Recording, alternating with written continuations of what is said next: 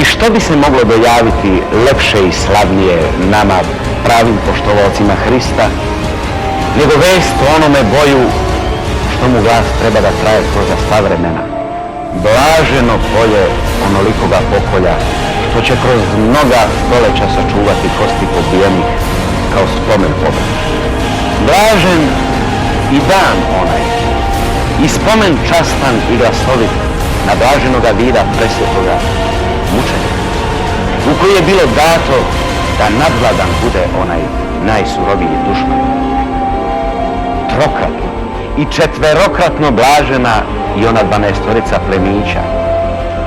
Četa ona što se probila kroz odrede konjanika neprijateljskih i mačevima je put prosekla u kolu kamila lancima združenih i u najkrepćem je naletu doprla do šatora Amoratovog.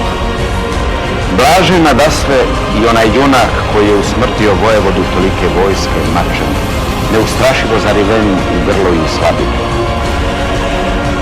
Blaženi i svi oni ostali koji su u mučeništvu slavodobitnom život svoj s krvlju svojom istočili. No blaženo jeste ponajviše od sviju veličanstvo vaše, koje je tako slavna pobjeda neizbrisivo osveštala u pamćenju ljudi i kome priređena stoji i ona istinita slava bez konca.